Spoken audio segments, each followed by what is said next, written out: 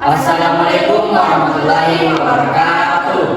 Halo teman-teman, kami dari SMA 9 Ponto, kelas 12 IPA 1. Kami dari kelompok 2. Oke teman-teman, di sini kami ini membahas soal-soal pengetahuan skolastik. Nah, di sini saya sudah bersama rekan-rekan saya.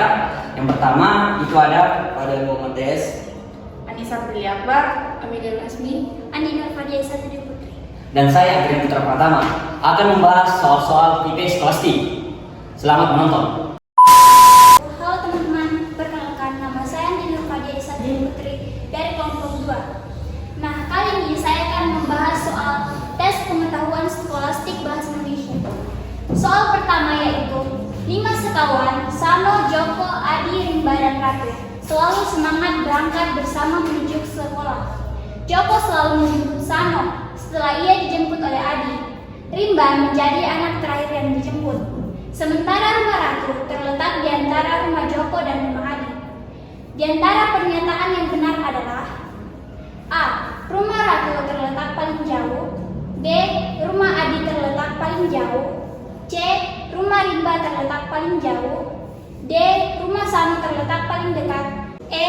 Rumah Adi terletak paling dekat. Selanjutnya, pembahasan jawaban akan dijelaskan oleh teman saya yaitu Fadel Muhammad S. teman-teman, saya akan menjawab soal nomor 1, yaitu pilihannya ada 5 opsi. Yang pertama, rumah Ratu terletak paling jauh. Yang kedua, rumah Adi terletak paling jauh. Yang ketiga, rumah Rimba terletak paling jauh. Keempat, rumah Sano terletak paling dekat. Dan yang terakhir, rumah Adi terletak paling dekat. Yang pertama, kita harus menganalisis soal. Setelah kita menganalisis soal, kita membuat ilustrasinya, di mana di soal disebutkan bahwa Joko selalu menjemput Sano. Itu berarti rumah Joko sebelum rumah Sano. Lalu setelah ia dijemput oleh Adi, berarti rumah Adi terletak sebelum rumah Joko dan rumah Sano. Rimba menjadi yang terakhir yang dijemput. Berarti rumah Rimba terletak paling dekat dengan sekolah karena ia menjadi anak terakhir yang dijemput. Dan kita berdasarkan sekolah. Dan rumah Ratu terletak di antara rumah Joko dan rumah Adi. Dan di tengah-tengah ini adalah rumah Ratu. Pernyataan yang benar adalah kita tes dulu pilihan A, yaitu rumah Ratu terletak paling jauh. Dan pilihan yang ini sudah terbukti salah karena rumah yang paling jauh adalah rumah Adi, bukan rumah Ratu.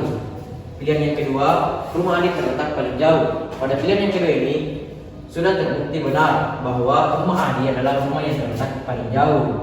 Meskipun kita sudah mendapatkan jawabannya, tapi kita coba dulu pilihan yang lain.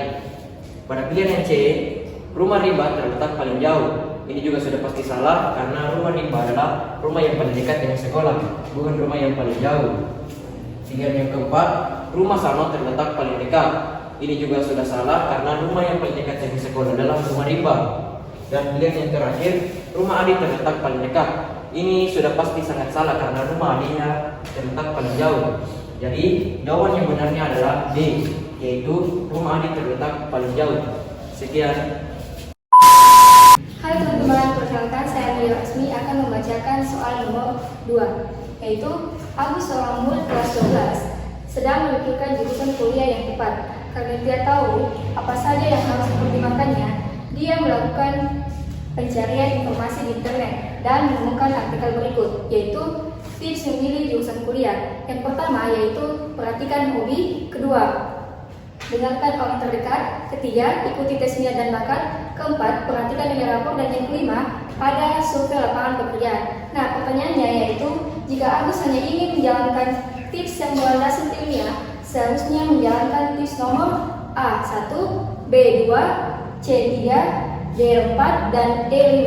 Nah, penjelasan soal tersebut akan dijelaskan oleh Adrian Putra Pratama. Oke teman-teman sekalian, di sini saya akan membahas soal nomor 2. Nah, untuk soal nomor 2, kita harus memperhatikan soalnya dan analisis soalnya. Oke, kita lihat tips-tipsnya. Yang pertama, perhatikan hobi. Nah, perhatikan hobi ini, ketika sedang melakukan hobi, kamu sangat terfokus dan merasakan kesenangan dari kegiatan yang sedang kamu lakukan. Artinya, kegiatan hobimu merupakan ekspresi minat dan bakat yang kamu miliki, tapi mungkin belum kamu sadari. Oleh sebab itu, perhatikan jenis hobimu. Jurusan kuliah yang tepat adalah jurusan yang mengembangkan minat dan bakat yang sejati. Nah, oke, pertama-tama kita harus mengetahui apa itu metode tips yang berlandasan ilmiah. Nah, tips yang berlandasan ilmiah adalah tips yang menjelaskan sesuatu berdasarkan metode ilmiah.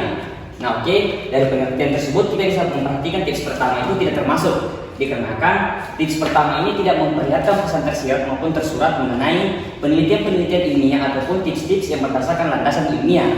Jadi untuk yang pertama itu ataupun tips pertama sudah jelas salah. Kita lanjut ke tips kedua, yaitu mendengarkan orang terdekat. Orang bisa saja keliru atau tidak lengkap dalam menilai dirinya sendiri. Oleh sebab itu, kamu memerlukan masukan dari orang-orang terdekatmu. Mereka memiliki sudut pandang yang berbeda sehingga penilaian mereka atas dirimu barangkali belum atau bahkan tidak pernah terpikirkan olehmu. Pilihlah orang-orang dekat yang kamu percaya dan tanya mereka tentang kelebihan dan kekuranganmu. Nah, tips kedua ini juga tidak memperlihatkan pesan tersirat maupun tersurat mengenai tips-tips yang berlandasan ilmiah ataupun metode ilmiah dan bahkan penelitian-penelitian ilmiah. Jadi tips kedua sudah jelas salah. Kita menuju ke tips ketiga, yaitu ikuti tes minat dan bakat. Tes minat dan bakat merupakan cara termudah mengetahui jurusan yang tepat untuk kamu. Tes ini dikembangkan dari hasil penelitian-penelitian psikologis. Kamu diminta untuk menjawab pertanyaan-pertanyaan seputar aktivitas kesukaanmu dan masa impianmu. Selain itu juga ada juga pertanyaan-pertanyaan yang mengevaluasi kemampuan deduktif, induktif, dan aritmatika. Spesial dan terlarang. Hasil tes ini memperlihatkan 10 rekomendasi jurusan pilihan yang tepat untuk kamu. Nah, teman-teman sekalian, untuk tips nomor 3 ini sebenarnya termasuk dalam tips berlandasan ilmiah. Mengapa demikian? Dikarenakan pada tips ini pada tips tersebut menyatakan bahwa tes minat dan bakat dikembangkan berdasarkan hasil penelitian psikologis, dan hasil penelitian psikologis itu didapat dari hasil penelitian ataupun dari metode ilmiah. Makanya tips nomor 3 ini termasuk. Sebenarnya kita sudah mendapatkan jawabannya, tapi mari kita bedah yang selanjutnya lagi, yaitu tips keempat.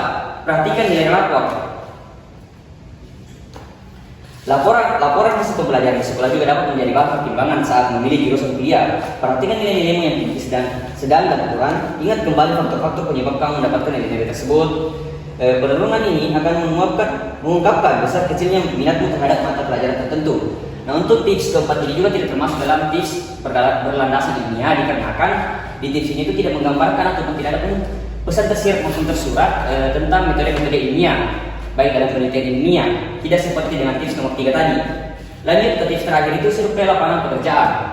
Nah, pada akhirnya lulusan universitas diharapkan dapat memberikan manfaat ekonomi bukan hanya bagi sang lulusan sendiri, tapi juga bagi masyarakat luas. Melakukan survei lapangan pekerjaan dapat membantu memperkecil jumlah pilihan jurusan kuliah sehingga proses pertimbanganmu akan menjadi lebih mudah. Nah, untuk tips nomor terakhir ini juga tidak termasuk dalam tips berlandasan ilmiah, dikarenakan sama halnya dengan alasan-alasan yang tadi, dia tidak tertulis pesan tersirat maupun tersurat tentang tips yang berlandasan ilmiah. Jadi kesimpulannya dalam pertanyaan ini adalah jika Agus hanya ingin menjalankan tips yang berlandasan ilmiah, ia seharusnya menjalankan tips nomor 3, yaitu ikuti tes minat dan bakat. Jadi jawabannya untuk nomor 2 adalah C, 3. Baiklah, sekian dan terima kasih. Halo teman-teman, perkenalkan nama saya Anissa Fitri Akbar. Nah, kali ini saya akan membacakan soal nomor 3, yaitu Agus memutuskan untuk berkuliah di jurusan psikologi. Keputusannya itu dibuat saat ia menyadari kalau ia sedang mempelajari perihal kepribadian dan lega karena dapat menghindari matematika momoknya selama ini. Berikut ini adalah beberapa contoh mata kuliah program studi psikologi yang wajib dijalani oleh mahasiswa di jurusan psikologi. Yang pertama yaitu antropologi psikologi, yang kedua sosiologi, yang ketiga sejarah dan aliran psikologi, yang keempat biopsikologi, yang kelima filsafat dan ilmu logika, yang keenam perilaku dan proses mental, yang ketujuh filsafat manusia, yang kedelapan statistika psikologi, yang kesembilan teori perkembangan, yang kesepuluh teori kepribadian, yang kesebelas dasar-dasar metode penelitian, yang kedua-belas psikometri, dan yang terakhir kognisi sosial. Berdasarkan contoh-contoh mata kuliah tersebut, apa yang membuat keputusan Agus dapat dikatakan tidak tepat? A. Beberapa mata kuliah di jurusan psikologi menuntut sikap investigatif sekaligus sosial. B. Mahasiswa psikologi wajib mempelajari bidang-bidang ilmu yang baru bagi Agus. C. Ia memiliki asumsi yang keliru tentang perkuliahan di jurusan psikologi. D. D.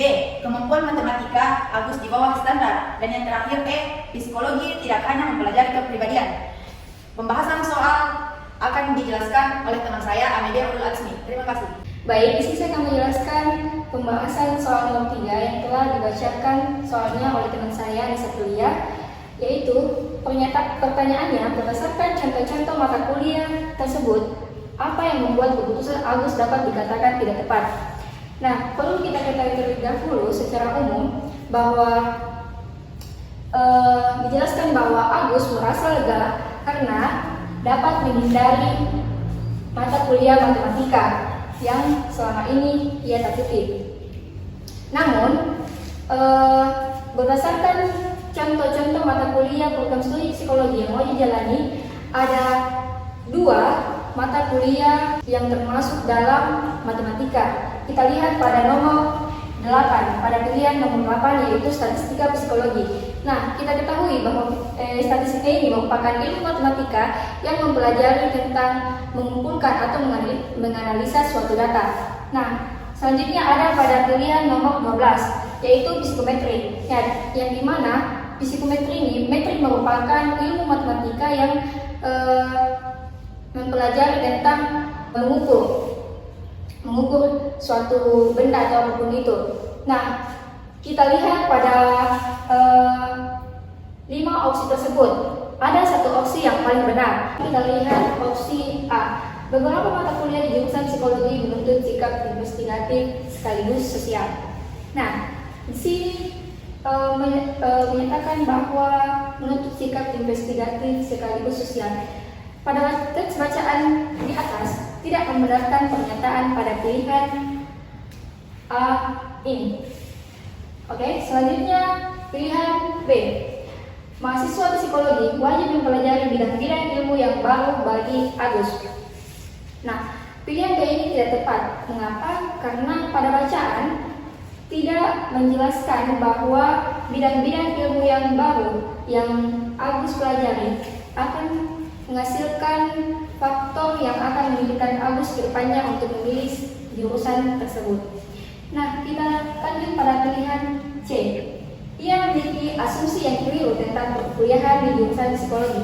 Saya nyatakan ini pilihan yang tepat. Mengapa? Karena pada mata kuliah program studi psikologi tidak hanya mempelajari soal kepribadian, namun juga mempelajari tentang ilmu hal-hal yang berkaitan dengan matematika, yaitu terdapat pada nomor 8 dan nomor 12, yaitu statistika, psikologi, dan psikometri. Nah, kita lanjut dulu pilihan D, yang dimana menjelaskan bahwa kemampuan matematika Agus di bawah standar. Di sini kita lihat pada soal tidak ada yang menyatakan bahwa kemampuan matematika Agus di bawah standar. Yang dinyatakan pada soal berikut yaitu Agus merasa lega karena dapat menghindari matematika, bukan kemampuan matematika Agus di bawah standar. Nah, selanjutnya pilihan E. Psikologi tidak hanya mempelajari kepribadian.